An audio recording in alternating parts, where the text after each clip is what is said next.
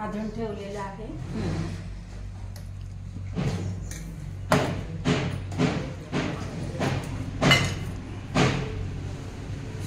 आणि एक जनरल आवडीनुसार एका कपाला 1 चमचा या पद्धतीने मी साखर घालत आहे।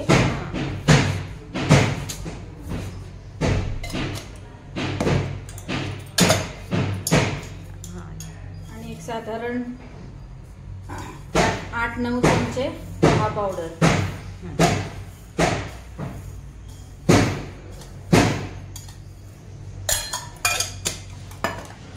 लम्सा नावाचा एक फ्लेवर मिळतो चहाचा, तो मी थोडासा चवीसाठी टाकत आहे। त्याच्याने छान चॉकलेट फ्लेवर सारखा वास येतो।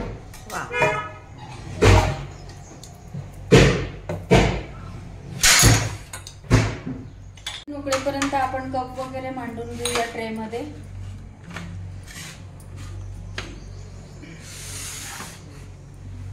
दहा 12 कप चहा असल्यामुळे गाळण्यासाठी गंज, चाळणी हे सगळी तयारी केली आहे।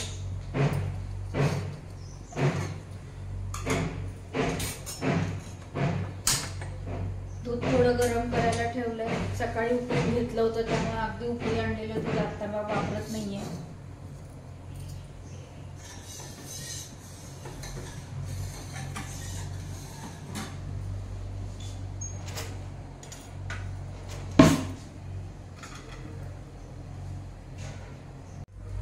चहाला आता उकळी येईल लवकरच आणि तो छानपैकी आपण 1-2 मिनिट उकळू देणार आहे। आता छानपैकी उकळी आलेली आहे। अजून 1 मिनिट उकळू देणार आणि मग मी दूध घालणार।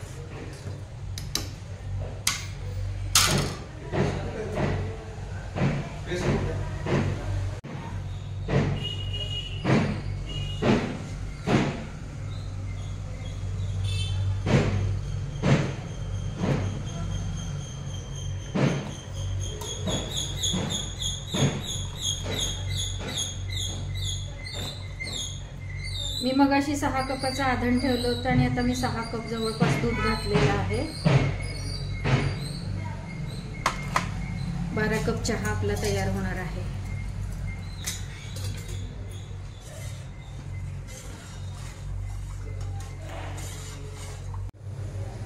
दूध घातल्यावर खूप छान उकळी आली आहे चहाला। मस्त वास सुटलाय चहाचा छान। ह्या छान थंडीमध्ये चहा पिण्याची मस्त इच्छा होत आहे।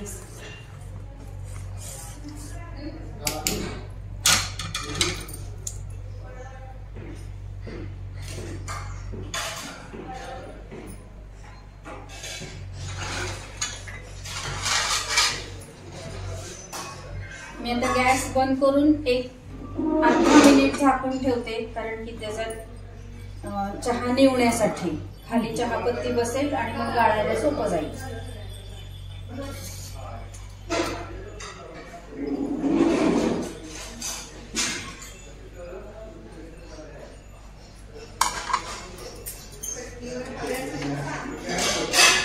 मगाशी सांगितल्यासारखं गंजाला लावून घेऊया, कारण की खूप भरपूर चहा आहे। एकेका कपात गाळताना सांडासांडी होऊ शकते।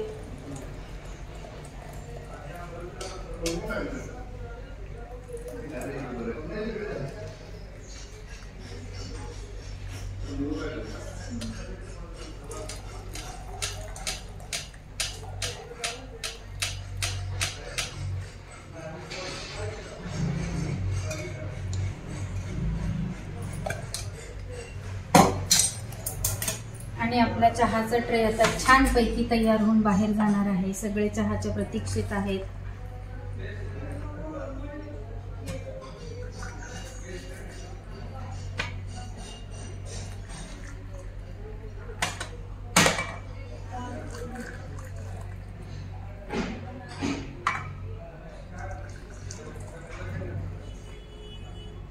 या सगळेजण चहा प्यायला मस्तपैकी तयार आहे चहा।